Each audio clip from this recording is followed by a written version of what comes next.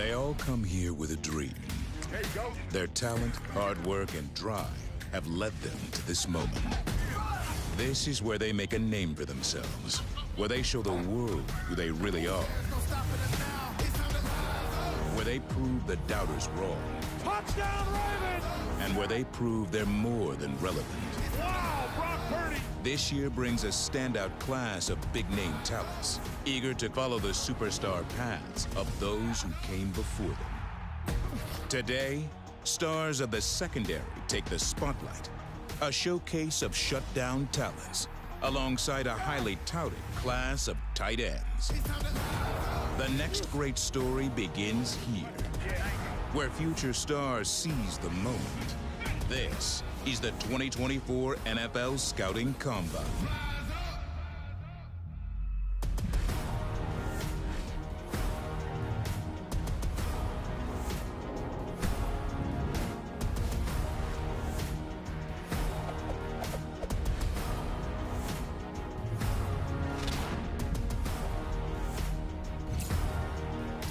After a day dominated by the defenders, today the Lucas Oil Stadium spotlight shines on that final group on the defensive side of the ball, the corners and safeties, defensive backs getting weighed, measured, and tested after a week's worth of interviews and sound bites, and they are ready to show their skill sets on the field here at Lucas Oil. Day 2 of the NFL Scouting Combine is on the way. Hello, everybody. Welcome back to another edition here of Combine today, with you from our perch here overlooking the field at Lucas Oil Stadium. I am Rhett Lewis, here with my man, our former NFL scout, Bucky Brooks, NFL Media's draft analyst here, Lance Zierlein, who is proudly supporting the Rob Lowe version here to just straight NFL today. I like that.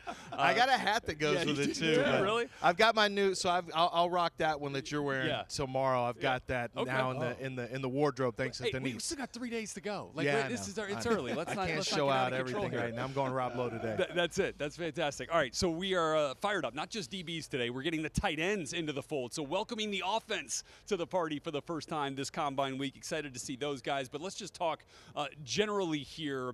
What are you most excited? I mean, you had a little, you started as a receiver, you finished as a DB in the league. So these are some of your guys. Yeah, the best athletes. They're the decathletes. They're the only guys that start backwards before they go forwards. Everyone's not built to be a defensive back, so I'm excited to see the best athletes in the game. What do you think, Lance? What are you excited about today? I'm excited about the competition between the best guys. There's 4 or 5 corners in the mix for the first round, and how they stack. People think they have the stack, but I don't know if it's going to work out the way people think. I think a lot of it is going to be determined out here today. I tell you what, the tight end group is going to be intriguing as well. I mean, obviously at the top with Brock Bowers, I think it was going to be a game-time decision whether he competes today or not, but we'll see that here shortly. But excited about those guys as well, and excited for the opportunity that you have to watch the Combine by scanning the QR code right now on your screen to go ahead and get NFL Plus, where you can find everything that is the 2024 NFL Scouting Combine presented by Noble available for you. NFL Network streaming on NFL Plus today and for the next 2 days. A great way to consume all of the content here from the Combine. Okay, let's take a look now at the cornerbacks that Bucky Brooks has here as his top 5 guys. Terrion Arnold is up there at number 1. You've got him going 15 to the Colts, so we're merging your top 5 corners with where you have him going in your mock draft 2.0. Nate Wiggins, a couple of spots behind from Clemson. Quinion Mitchell at a terrific Senior Bowl up there from Toledo. Cooper DeJean, we're not going to see today. He is not going to work out at his pro day. We'll get his skill set on the field, and then Kool-Aid McKinstry, a little banged up, discovered a fracture in his foot, so he's not going to be out there as well. But let's start with Terrion Arnold here, Bucky, and what really stands out to you about his game? He's textbook. He is everything that you want. If you are a coach looking for a defensive back, Terrion Arnold is the guy that you want your young guys to model their game after. When you look at the footwork, the intelligence, the instincts, he plays the game the right way. And when we pop in the exo tape, it just stands out. Press man-to-man, he eliminates guys on that side of the ball. Does a great job dominating the release part, but he is also versatile enough to be able to play in off coverage. Instincts, awareness, foot quickness, he has all of that. Plays with a little bit of edge, so he doesn't mind going through the receiver. He is everything that Nick Saban traditionally puts out at Alabama at the position. He can do it in the run game as well. And so we're talking about a very complete corner, someone who checks off all the boxes at the position. Last box he has to check is today running at 40 and some of the quickness and I think he's going to be the first corner. He is a two-phase corner who can cover and can support the run, which is getting more and more rare these days. But what I love, Bucky, and what you showed on the second clip there, was his ability to undercut throws and attack and really try to own the catch point. We talk a lot about contested catches, 50-50 balls. It's who wants that catch space the most. He invades the catch space and makes it his. And he's physical as a tackler. He's physical in coverage. He's physical in press.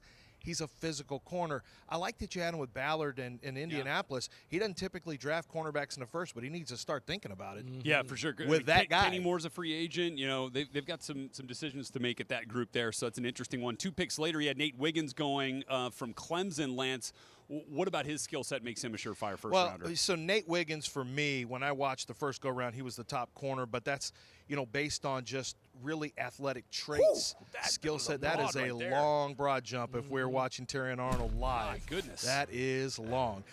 With Nate Wiggins, what I love about him, I don't love him playing off-man coverage as much. He gives up a little bit too much space. But for me, he is one of the best overlappers in this draft. As you see him doing that right here. He can overlap from cover 3 and quarters looks and get into your zone.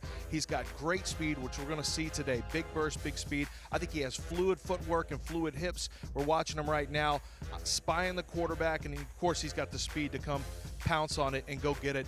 But I just really love the way that he can mirror and match releases and play, I think, smooth from a pedal, or can just sit and run with you down the field. He can carry vertical speed down the field. So I think that he's got the ability to guard all flavors of wide receiver that you may have. The one question on him is he's not as physical and sometimes not as competitive as a guy like Terrion Arnold. I think that could be the one thing holding him back in some evaluators' eyes. Yeah, it certainly could hold him back, the lack of physicality that you see on the perimeter. But in terms of skill set, he has all the skills to be a high-end corner at the next level.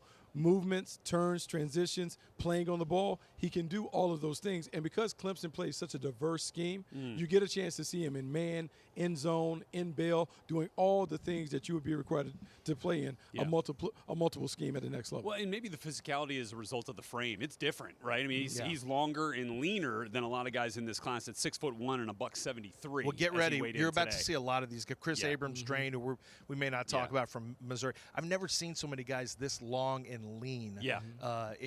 We're starting to see a lot more of them in the league. I don't think the Shrine Bowl let anybody under 6 feet into the game. That's right, with big corners. Big corners, Tall big corners, safeties.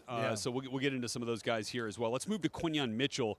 If we're talking about guys that have made money since the end of their season, I mean, his Senior Bowl performance certainly, and let's see what he does here at the Combine, right? Yeah, absolutely. He's another guy who is, he's coming out of the MAC, a bit of a small school standout, but he is dominant when you watch him on the tape. You watch him at the Senior Bowl. He competed with the best of the best, didn't have any problems. When you watch him during the regular season, you can see he shows all the tools. They receive him in off coverage, being able to get breaks on the ball, just attacking the ball from a downhill position. His ability to kind of make that click step and get it done.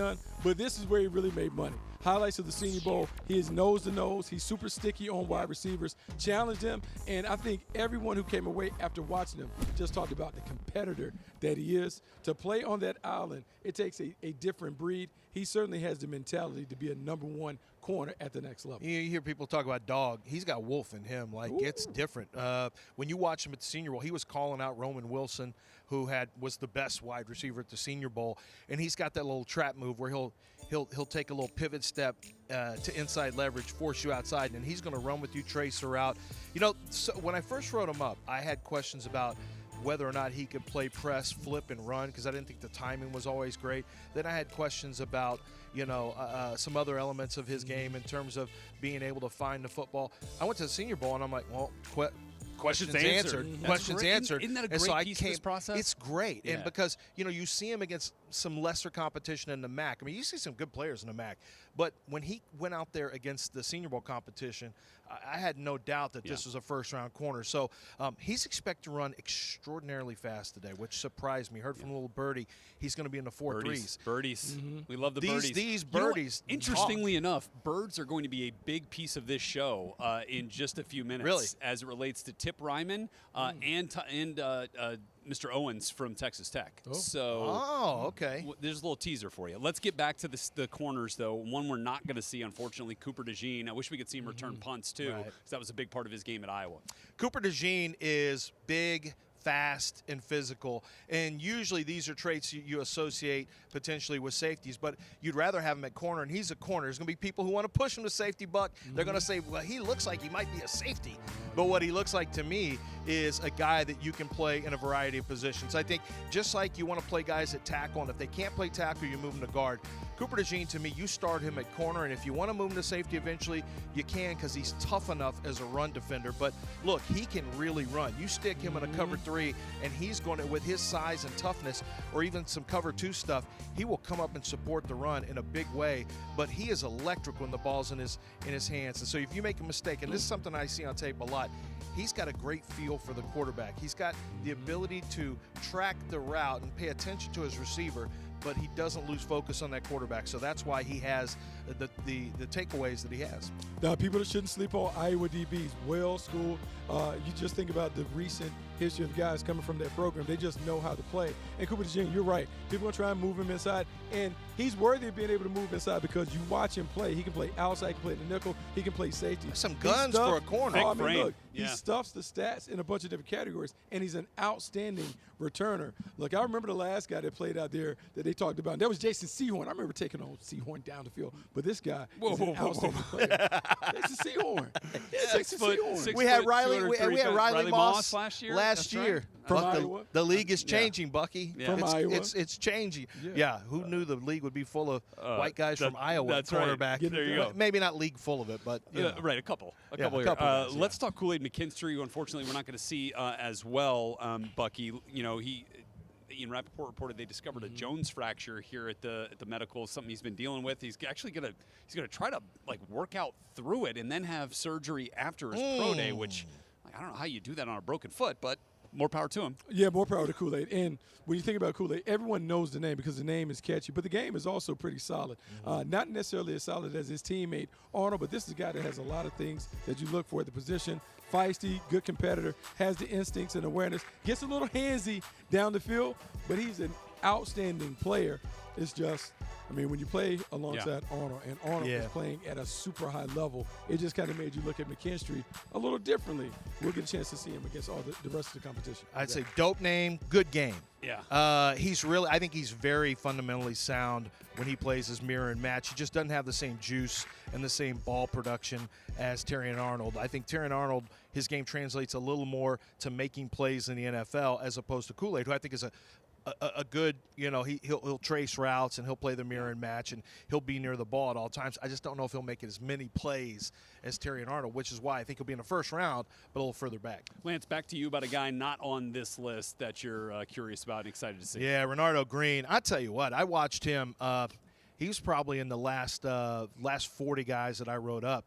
And I came away thinking there's a chance he gets in the top 5 cornerbacks in this year's draft.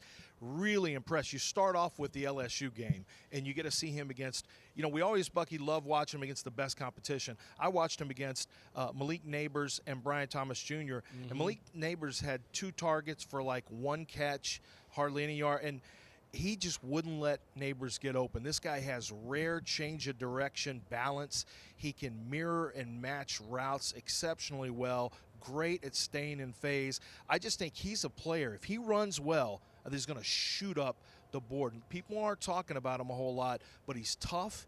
He is very competitive, and if you can't get away from him in coverage, like it's hard to get catches. So the last piece I need to see is if he can run really well, and if he can, he's going to give it a bump for me in the grade after this combine. All right, a look there at the cornerbacks, some of which we will see hit the turf here at Lucas Oil Stadium when this day and this event begins in just under an hour. But when we come back, as our preview of all the day's action continues, we'll talk a bit about what we saw from yesterday. Some big guys running fast that can get after the quarterback. D-line and linebackers, our day 1 winners, are on the way.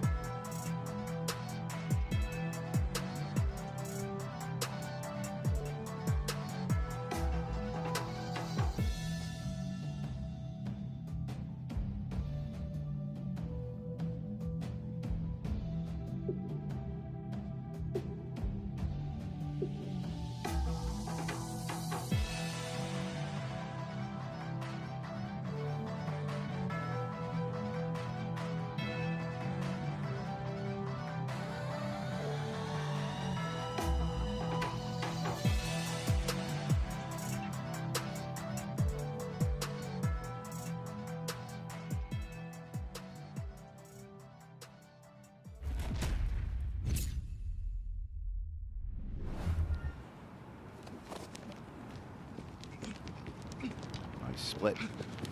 Nice 40. 4, 4, 9. Hey, now. That was the expectation, the hope he could get under 4-5, and here he is. He's done it. I think he's going to roll here. Nice. He's moving. 168. Oh, yeah. Oh. 78. Hey, now. I think he knew he did well. I think he said, oh, yeah, as he crossed the finish, didn't he? Oh, yeah. Oh, yeah. That was one of the highlights of the day. Boy, Braden Fisk absolutely dominated. And for sure, Lance, I mean, no better way to start our Combine Day 1 winners than with him. I was trying to get his – Bucky and I did a podcast earlier, and I was trying to get his numbers again because they were impressive. This is somebody who came over from Central Michigan and transferred to Florida State. And when you watch the play, he matched the intensity of everyone. He and Jared Verse. Jared came from Albany. Brandon Fisk came from Central Michigan, and those are two guys who are going to be drafted way up in this draft. I mean, it starts with a 40. He runs, I believe, a 4.78. A 4.78 here. He jumps over 33 on a vertical. You see the big barrel chest. He's got the short arms, but he's so quick that you can't get into him first. This is what I love, too. You see this all over tape. Short area quickness and sharp change of direction. He can hound running backs and quarterbacks in any direction. Some of these guys are real tight-hipped, and they, once you make a cut on them, they're done. They're cooked. Not Brandon Fisk. He is going to be all over you. And so, Bucky, for me, I really loved what I saw from him on the field and certainly with the workout. Look, there were two guys that everyone talked about. So Brandon Fisk was one of the guys, and you just talked about an interior player who has all those things that you look for. But then Chop Robinson was also the guy that you just couldn't get enough of when it came to his ability to explode, the athleticism that he put on display. One, you put 4.48 out there as a pass rusher, it certainly wakes everybody up. And then you think about the explosive jumps that he put out there. Everyone knew that he was a guy that had outstanding get-off quickness, snap count anticipation, and those things. He just confirmed those things with a great workout. Now, we talked about the big three when it came to the edge rushers in whatever order. Dallas Turner, Latu, and then Jerry Verse. Well, now Chop Robinson has made a case to not necessarily get in that group, but he's bumping on those cars as the fourth guy to probably come He off the is. board. It depends on how much you like fast, explosive, and talented. If you're into that sort of thing. Yeah, if you're into that. I'm into it with Byron Murphy. I thought Byron Murphy came in here with the hype, and he did what he was supposed to do. 297 pounds, ran a good 40 time as expected. I thought he might be even faster. I thought he might get into the 4.7s, but ran into 4.8s, had a very good jump. But, look at him. Look at the loose hips that he has when he runs. It's a standard gait that he has that looks like, a tight end might run. And then this is where, to me, he really stood out. The change of direction. There was a little bit of slippage for a lot of these guys headed that. That's why they're trying to cheat how fast they would go from side to side because they knew they'd slip. But when you watched him in all the drills, the bag drills especially, where he gets over the bags right here, you're going to see how quick. And look how low he keeps his feet to the ground. That's a really impressive trait to be able to do that quickly. There is easy, smooth change of direction. The agility's there. He's a powerful guy. You see the way that he's built with his upper body and his lower body. Teams love that. Great body type, explosive get off, a great 10-yard split, by the way. It was in a 1.5s. And everything he did yesterday just simply added more check marks to his mid-first round likely draft slotting. Look, he certainly is a first-round pick, and the guy who was outside of the first round, Peyton Wilson, may make guys rethink their evaluations when you put together the athletic testing with what he put on tape. Dazzled with a 4.4 40, and the explosiveness that he displayed certainly was a wake-up call for everybody. Because when you watch the tape, you knew he was fast, chasing down sideline to sideline menace. He stuffs the stat sheet in so many different ways, whether it's tackles for loss, sacks, interceptions, forced fumbles, fumble recoveries, every category. He is big time in it. It's just the medical stuff. Yeah, but I'm going to tell you, the part that's most impressive to me is not even what he put on display. The B-roll of his high school stuff as a wrestler, that got me. Him torpedoing guys like he's Goldberg. I want to see him spear other people. Yeah. This is a fantastic Look at prospect. this. So look at the way he moves. Like the transitions are just so smooth. He opened my eyes yesterday. The transitions and everything he did on the field was very, very eye-opening. But I'll tell you what shouldn't be eye-opening, and that is, look, if you're a college coach out there, I want you to listen to me very carefully. Oh. You say, how did Nick Saban do it? Was it the way he coached? Was it? And then I want you to think 7-foot wingspan, 4.48 40 time. and I'm going to put that on a 247-pound edge rusher who also can jump over 40 inches, and that's Dallas Turner. Listen, it's a lot easier to win national championships and compete for it when you got guys like Dallas Turner off the edge, and he's had a few of these guys over at Alabama. You recruit the athletes. Length, speed, explosiveness, that's what wins in college, and that's what ultimately is going to win in the NFL. You see here the agility for having such long legs. That's difficult. It's difficult when you're a long leg guy, but at about 6'3", he's got the wingspan of a 7-footer. It's rare. And Bucky, you and I talked about that. Being able to get your hands on the other guy first is essential when you're playing on the edge. Now, he worked out with linebackers, and he is a guy that you get the feeling can drop in space and cover if he needs to. 10-yard split was tied for the best of the day at 154. And what do we talk about with edge rushers? The one thing that translates, the one common thread, get off. Get off. That get off is amazing. You talked about Nick Saban. One thing we know about Nick Saban are traits. So this guy has traits. They're different kind of traits, but T'Vondre Sweat made some money just because he got his weight down a little bit. I mean, look, he should feel good. Big Sexy came down. He was under 370 pounds, which is a big surprise to us, and we talked about it. He's a guy that kind of clogs it up in the middle of the defense. Well, now that he's big and he can show that he can move a little bit, it changes the perception on what it can be. He'll never be the pass rusher that some guys want on the inside, but a pocket pusher and a run stopper is certainly valued in this league. He helped himself with his performance. All right, but their day wasn't done once they got finished with their field drills and all their testing, because those guys had to go out and have a chat with Kimmy Checks. And we've got the best of her conversations with some of the best players of the day from day one. What's up? I'm joined here with Jerzon Newton. So excited to have Chop Robinson here. He said I can call him T-Sweat because we're already friends, but T'Vondre Sweat, a guy who just quite literally blew up the football fields behind us here at Lucas Oil Stadium. Love you, bro. Go out there and get it, man. Proud of you. That's crazy. I ain't gonna lie. We made a whole highlight video for what you just did on the field. Look at that fofo. Scooting. This is you and T-Sweat. T-Sweat as well as Patrick Mahomes. Oh, you gotta do a three-time Why you Super Bowl gotta do T-Sweat champion. like that? You did not have to do T-Sweat like that. But look at little you. Yeah, I mean, can't believe I was that short one time. So, hey, Jovi, I love you. Can't wait to see you again. They pulled this out of the archive, so for sure, love you and I miss you. Oh, we got teammates crashing. Oh, he got all the money. Look at him right there, all that Burberry on. So I get the sack, I get up. To be honest, I wasn't that nervous I thought I was, I just wanted to, be relaxed as possible I could, and just put it in work and, do what I do. I've been playing this for a while, and it's just football out there. Good luck. Thank you. Roll Tide. Roll Tide, roll. There we go. I knew we were going to get one in there. Yeah, pretty dang good day from Edgerrin Cooper. You just heard from there as well. 4.51 on his 40-yard dash. All right, more to come here. We've done the corners. The safeties are in our crosshairs when we come back as we preview that group as they get set to hit the field here at Lucas Oil Stadium when Combine Today continues.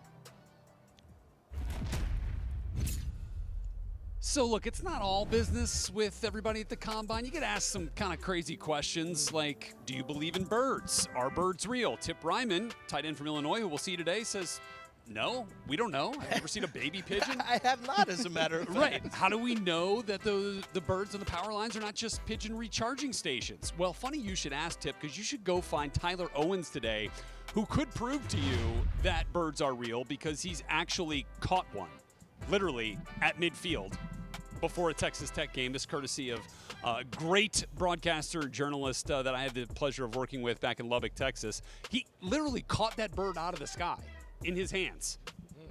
Let's catch it. Let's see if we can catch it one more. There it is. Yep. See, just caught it. Why are we catching birds? Well, because it flew right to him. So he's a ball hawk. Get it? Yeah, I saw too many dropped interceptions to be catching birds. Incredible. Thanks, David Collier. Appreciate you, buddy, for that incredible video right there of Tyler Owens, who will be on the field with the safeties. Not in your top 5 safeties, though. We do have a pair of Georgia Bulldogs in that list. Tyke Smith, Javon Bullard, Cameron Kitchens from Miami up near the top. But everybody looking up at another real ball hawk in Tyler Nubin from the Minnesota Golden Gophers, who had a huge interception in their Week 1 opening win against Nebraska this year.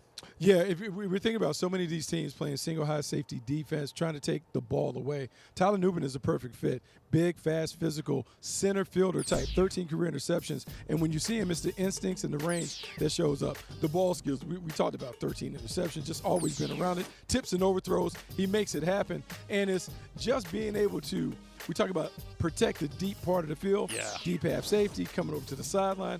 All of those things that allows you to be a really good player at the league, whether it's single high safety, whether it's quarter, whether it's cover 2, he can do all of those things.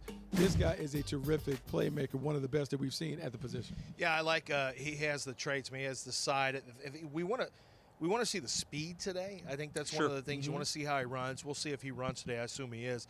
But the instincts are so good that a lot of times he doesn't have to have the same speed. So he's got the instincts. I think he can play some single high. He can play down near the box. Has to tighten up some of the run angles, support angles. He's a good run supporter when he's on the ball, but the angle sometimes can get him in trouble. But he's my top safety in this draft. Buck, let's talk about Cameron Kitchens from Miami. What impresses you there? Look, another guy that I don't know what happened to the safety mold this year, but a lot of these guys are big. They're athletic. They can make plays on the ball, and Kitchens is another one that can do it. We think about the U and the legacy of safeties that have come from there that have been able to do it. The first thing you got to do is you got to be able to put your hat. You got to stick your face in the fan. You got to be able to get tackles and get people down. He can do all those things. Rangy, athletic, really good playmaker when it comes to the instincts and awareness. I just love the fact that he's always around the ball. You see the stat right there.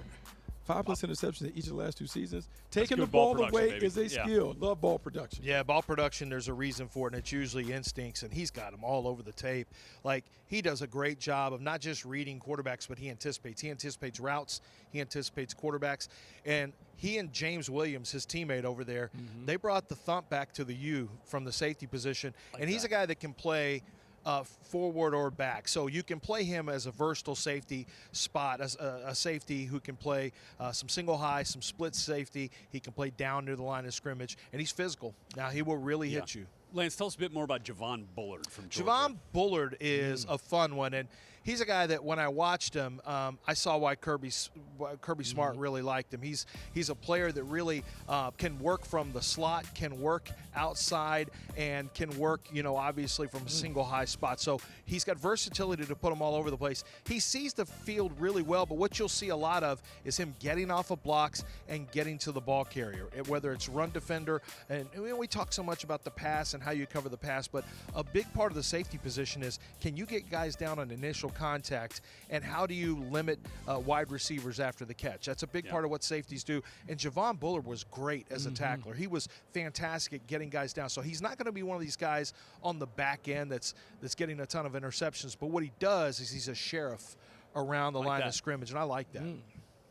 Let's move to Kalen Bullock here. You want to talk about big safety, another 6'2" guy here in the back end. Yeah, another 6'2" guy who can play the ball again. We talk about the ball production from this safety class is some of the best that I've seen in recent times. He's a natural center field player, a guy that really controls the middle of the field. He can get from the middle to the bottom of the numbers. He takes the deep ball away, and at a time where, look, it's a passing league, you need guys in the back end that can create turnovers, and they can shrink the field. He shrinks the field field with his range. I'll just be honest with you. When you look at his body type, I'm curious if somebody's going to say, hey, let's see if he can play some corner. We'll put him out you there. see He's those slender. big, he's slender, but he's got those long arms, and he's got the range, as Bucky talked about. He's got the ball skills. Look at that, 9 touchdowns, 15 pass breakups. The pass breakups are okay. The 9 picks is serious. Yeah. So when you're tall and a little slender, if they don't think you can tackle as well as you need to, it wouldn't shock me if a team said, hey, let's try some cornerback if he runs well. And so we'll find that out today as well.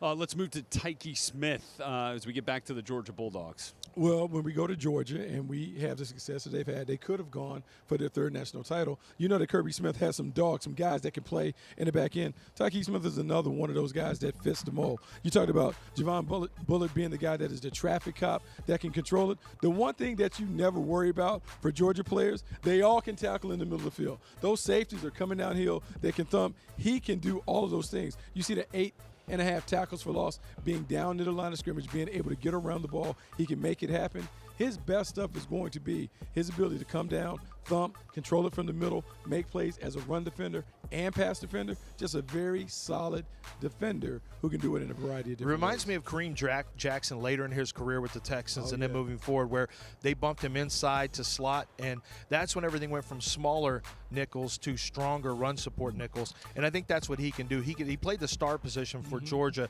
and that's what he's going to do in the league, I think, is play nickel, and where they can sit in a base package of nickel defense of 5 DBs, but you're not going to take advantage of him from a run standpoint because he's that kind of run supporter, as Bucky mentioned. All right, Lance, do this for me. Let's hop away from Bucky's top 5 to talk about a player with some more potential, star potential. Well, they call him, his mom named him Dadrian Taylor Demerson, but I know him as Rabbit. Yes. And that's his nickname. And let me tell you, he plays on the hop all time. Let me see his number. I don't know if let's roll the tape. Yeah. If we're at a craps table, we would say, what are we? What number is he? Number 1 on the hop.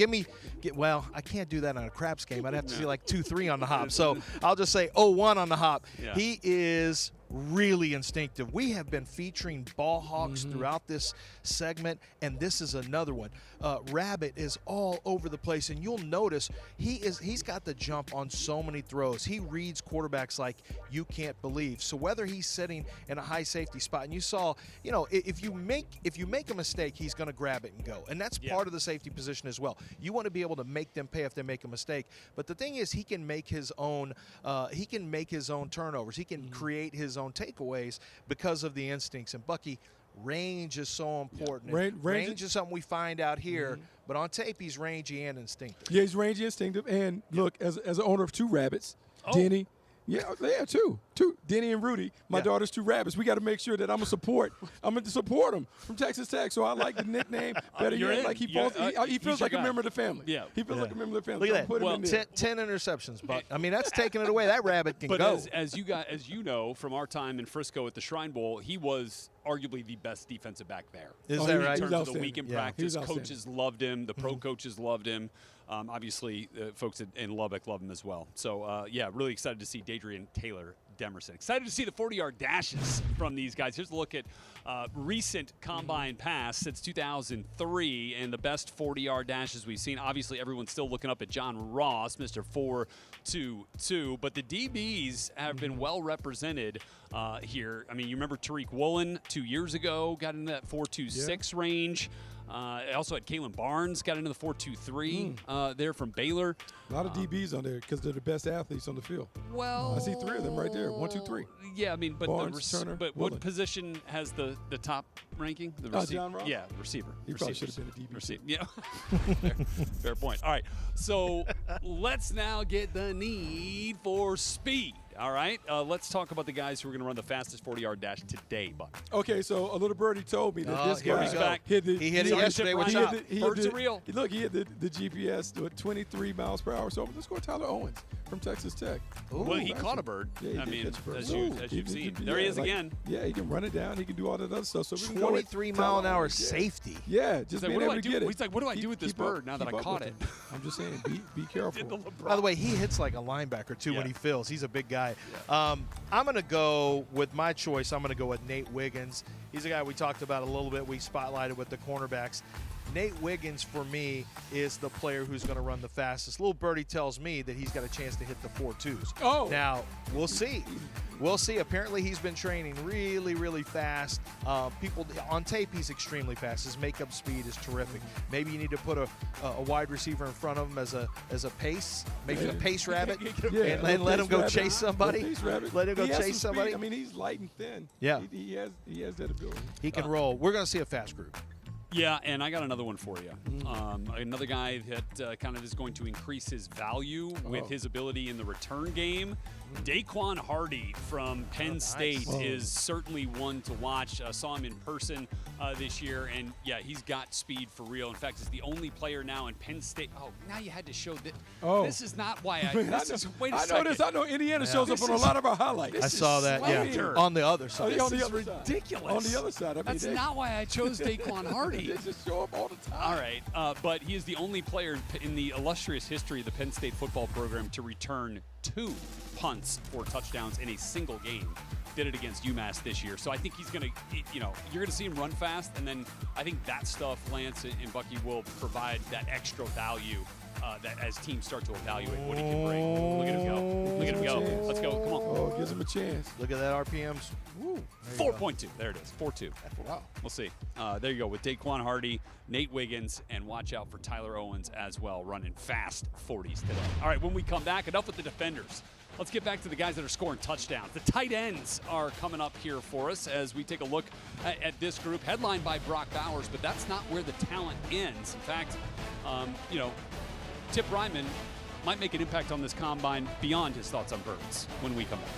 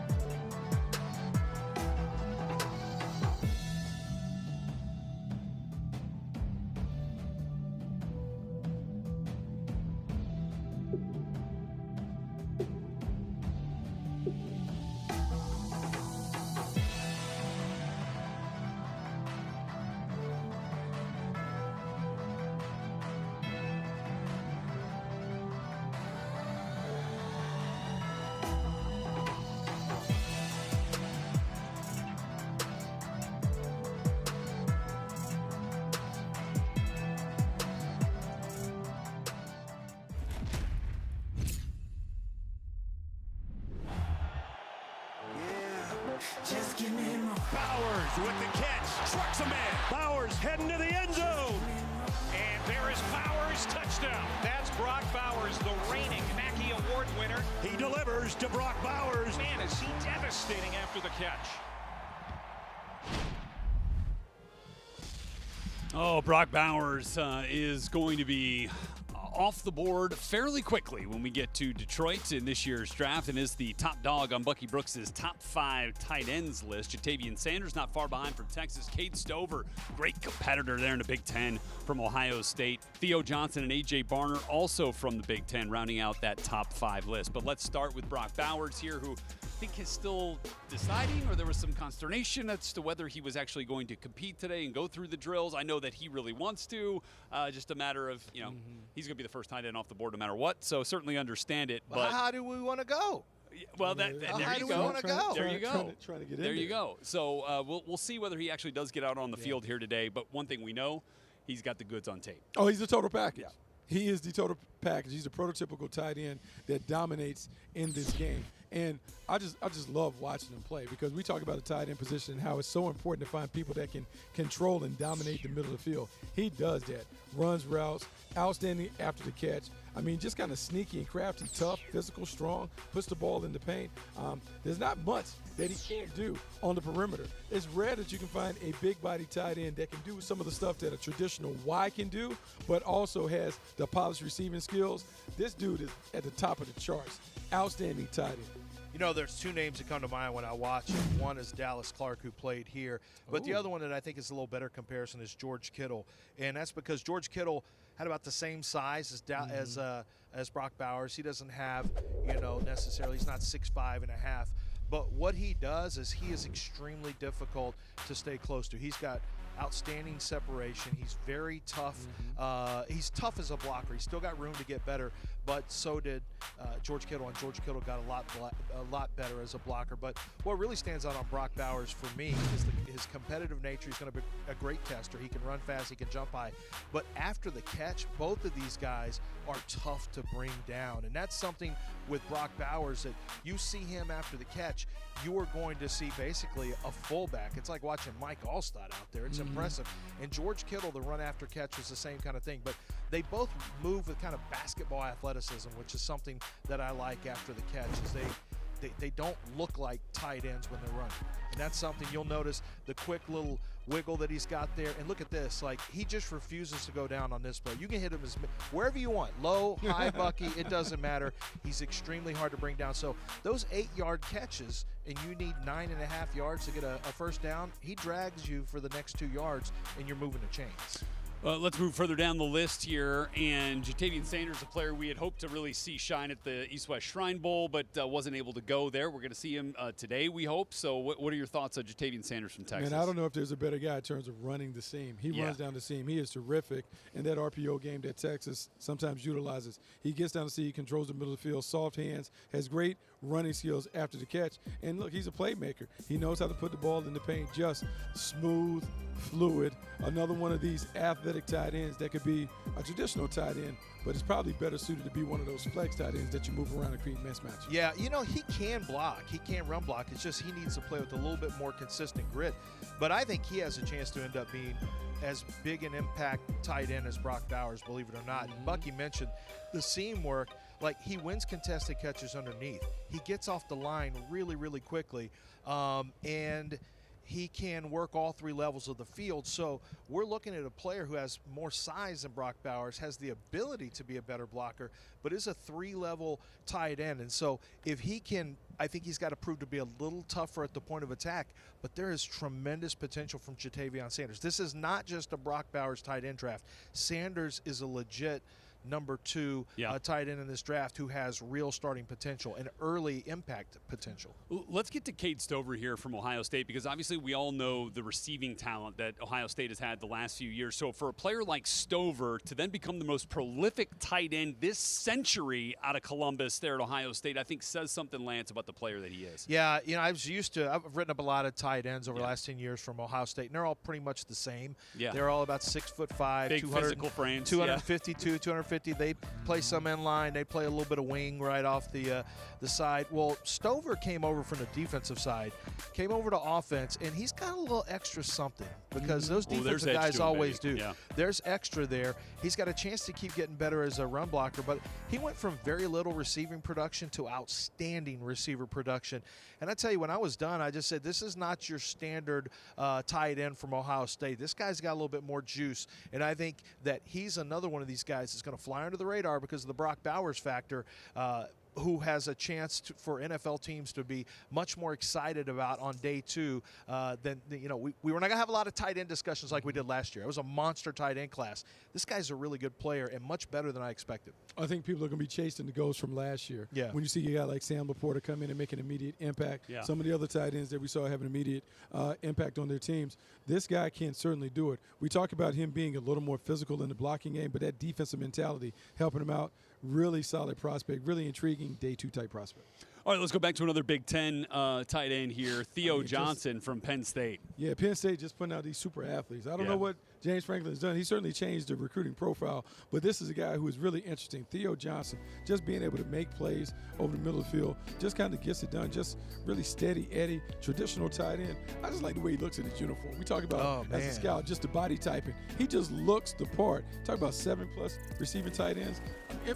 Touchdowns as a receiving tight end, just gets it done, consistently puts it in the paint. I love how he can be utilized at the next level. He's going to be a guy that is a solid contributor immediately in his NFL career. I like him. He looks like Tarzan, but sometimes plays like Tarzan's cousin. So we got to get him all on the Tarzan. Like, can't just look great in the uniform because he's going to test well. He was a highly recruited guy coming out of college, and you mentioned, Buck, coming off the bus, he's impressive. I think the one thing with Theo Johnson is when you have these traits, you got to play to the traits, and you need to impose your will. And sometimes going from college to the pros and getting into different offensive systems where they can accentuate your traits allows you to really blossom. And I think that's got a chance. I think Theo Johnson has a chance to become one of those types of tight ends.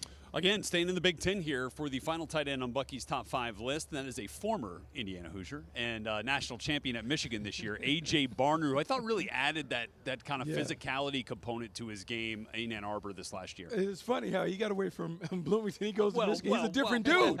He's a different dude when he put on the wing helmet. He just found a way to get it done. I just like the way he controlled the middle of the field. Didn't get many opportunities, but you can just see he has that ability to be what I call the complete tight end. Whether it's a Y or an H-back, he can do those things. Catches the ball over the middle of the field. And you're right. He added the physical component to his game.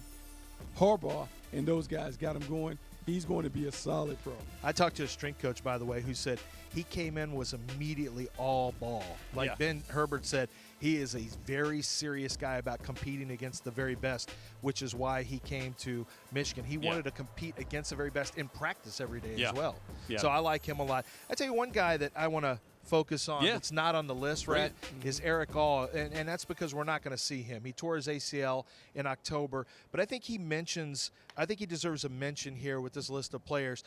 The big question for him is going to be the ACL tear in October. He had a back injury that finished his season in 2022. So this is back-to-back season-ending injuries. So you're going to have to, get through the medical portion of this. But I really liked him on tape. He's got very good speed, as you can see, getting out of there. He's smooth getting from his breaks. He's got a good catch radius, and he's a willing blocker. You can't play it at Iowa unless you are a willing blocker. So he's a willing blocker with a chance to get better. I think his best football is ahead of him because I see a lot of really fun things on tape, like as you see here with his ability to finish after the catch. He's a little more wiggly than most tight ends. So keep an eye on Eric All. You won't see him out here.